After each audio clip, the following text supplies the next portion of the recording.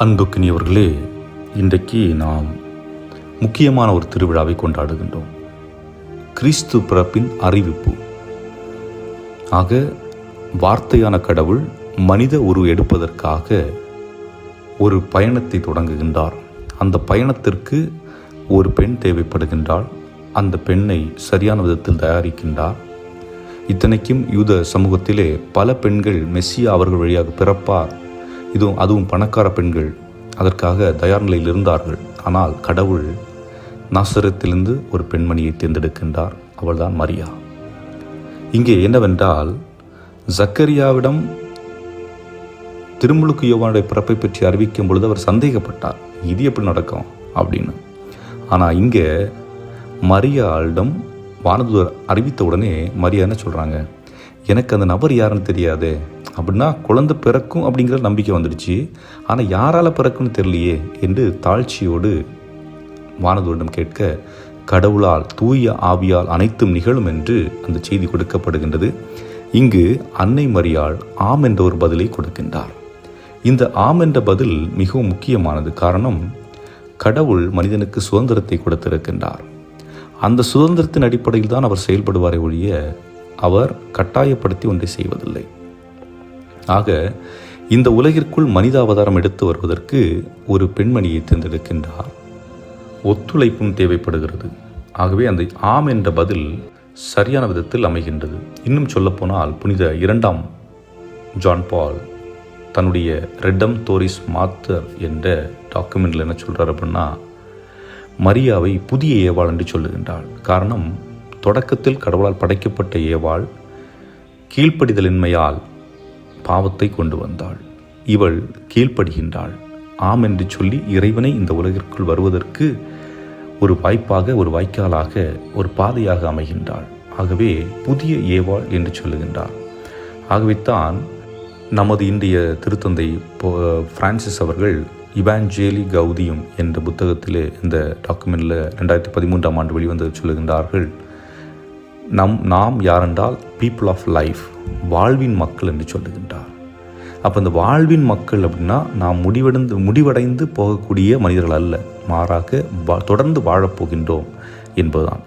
அதுபோன்று அன்னை மரியாளை போன்று நாமும் ஆம் என்று, எஸ் என்று சொல்லி கடவுளுடைய அழைப்பை ஏற்றுக்கொள்ள வேண்டும் என்பதுதான் அந்த அழைப்பு. இந்த எஸ் என்று சொல்லுகின்ற பொழுது அல்லது ஆம் என்று சொல்லுகின்ற பொழுது கடவுள் நம்மை பலவிதமான அழைப்புகளுக்கு கூப்பிடலாம்.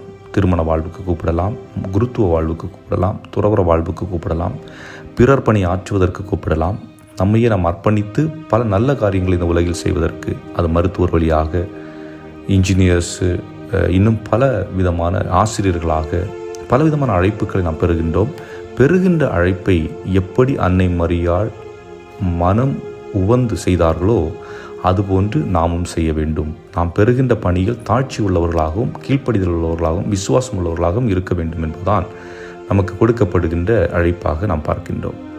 ஆக அடிப்படையில் பார்க்கின்ற பொழுது இன்றைக்கு பல மனிதர்களுடைய வாழ்விலே பயம் தாண்டவமாடுகிறது. விசுவாசம் இருந்தால் பயப்படுவதற்கு ஒன்றுமில்லை. சிறிய பயம் என்பது வேறு. நான் முன்னேற்ற பாதையில் செல்ல வேண்டும் என்ற முயற்சி எடுக்கின்ற பொழுது வரக்கூடிய சின்ன சின்ன பயம் என்பது வேறு. ஆனால் வாழ்விலே பயம்தான் முன்னுரிமைப்படுத்தப்படுகின்றது என்றால் நமது விசுவாசம் அங்கு இல்லை என்பதுதான் அடையாளம். இங்கே பாருங்கள், அன்னை மரியாள் இளம்பெண், எதிர்காலத்தை பற்றி என்ன நினைத்திருப்பார் என்று தெரியாது. திட்டங்கள் போட்டிருப்பாரா அல்லது கடவுளுடைய திட்டம் நிகழட்டும் என்று அவர் மொத்தமாக கடவுளிடத்திலே ஒப்பு கொடுக்கின்றாள். அவளுடைய குடும்பத்தில் பல போராட்டங்கள் வந்திருக்கலாம், பிரச்சனைகள் வந்திருக்கலாம், உடல் ரீதியான பிரச்சனைகள் வந்திருக்கலாம். ஆனால் எல்லா சூழலிலும் மரியா என்ன செய்கின்றாங்க, கடவுள் மீது முழுமையான நம்பிக்கை வைக்கின்றார்கள். இதுதான் அடிப்படை. ஆக எந்த ஒரு பெற்றோர் எப்பொழுதும் அதாவது எப்பொழுதும் கடவுளோடு ஒன்றித்து இருக்கின்றார்களோ, கடவுள் மீது ஆழ்ந்த நம்பிக்கை வைத்திருக்கின்றார்களோ, அதாவது கஷ்டமான நேரத்திலும் கூட அவர்கள் தங்களுடைய குழந்தைகளுக்கு எதை சொல்லிக் கொடுக்கின்றார்கள் என்றால், விசுவாசம் பயத்தை விட ஆழமானது, உறுதியானது என்பதுதான். ஆக நம்மிடம் இருக்கின்ற பயத்தை நாம் தூக்கி எறிய வேண்டும். ஏன் நான் தூக்கி எறிய வேண்டும் என்று சொல்லுகின்றேன் என்றால், பலர் என்று என்ன நினைக்கின்றார்கள், நீங்கள் இப்போ கடவுள் இருக்கிறார், நீங்கள் நினைக்கலாம் கடவுள் ஒரு பக்கம், சாத்தான் ஒரு பக்கம், நல்லது ஒரு பக்கம், கெட்டது ஒரு பக்கம் நினைக்கலாம். இப்போ நான் கடவுள் மீது நம்பிக்கை வைத்திருக்கிறேன் என்றால் எனக்கு கடவுள் ஒருவர் இருக்கிறார் அப்படிங்கிறதோட என்னுடைய சிந்தனை முடிந்துவிடும். கடவுள் பார்த்துக்கொள்வார். கடவுள் எந்த துன்பம் வந்தாலும் சரி, எந்த கஷ்டம் வந்தாலும் சரி, எது நடந்தாலும் கடவுள் பார்த்துக்கொள்வார் என்பது நம்பிக்கை. ஆனால் ஒருவேளை எனக்கு பயம்தான் முன்னுரிமைப்படுத்தப்படுகிறது என்றால் நான் கடவுளை நம்பவில்லை. கடவுளுக்கு எதிராக இருக்கக்கூடிய சக்தியை நம்புகிறேன். என்னுடைய வாழ்வில் அன்புக்குரியவர்களே, கரெக்டாக பார்த்துக்குங்க. நீங்கள் பயந்துக்கிட்டே வாழ்கிறீங்க அப்படின்னா நீங்கள் கடவுளை நம்பவில்லை. நீங்கள் கோயிலுக்கு போகலாம், பூசையில் பார்க்கலாம், பங்கெடுக்கலாம், நற்கரணை வாங்கலாம், எதை நீங்கள் செஞ்சாலும் பயம்தான் உங்களுடைய வாழ்வில் அதிகமாக இருக்கிறது என்றால் உங்களுடைய நம்பிக்கை அழிந்து விட்டிருக்கிறது என்று அர்த்தம்.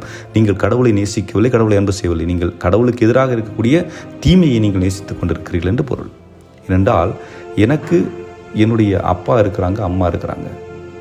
நான் அப்பாவை பார்த்து பயப்படுறேன்னா என்ன, அம்மாவை பார்த்து பயப்படலைன்னா என்ன? அம்மாவை பார்த்து பயப்படலைன்னா அம்மாவை கண்டு நான் பொருட்படுத்துறதில்லை. அப்பா பார்த்து பயப்படனா வந்து அடிப்பார். அப்போ அவரை நான் அதிகமாக சிந்தித்து கொண்டிருக்கின்ற பொழுது அந்த அப்பா என்ற வார்த்தையை கேட்டவுடனே பயம் வந்தது. பார்த்தீங்களா? அந்த நிலைதான். ஆகவே பயத்திலிருந்து நாம் வெளிவரக்கூடியவர்களாக இருக்க வேண்டும் என்பதுதான். அதே போன்று மரியா ஆமென்ற ஒரு வார்த்தையை சொன்னார். இந்த வார்த்தை ஆழமானது. அதே வார்த்தையை நாமும் சொல்வோம். இறை ஆசிரியை பெற்று இந்த நாளை விழாவை சிறப்பாக கொண்டாட இறைவன் உங்களை நிறைவாக ஆசீர்வதிப்பாராக. ஆமென்.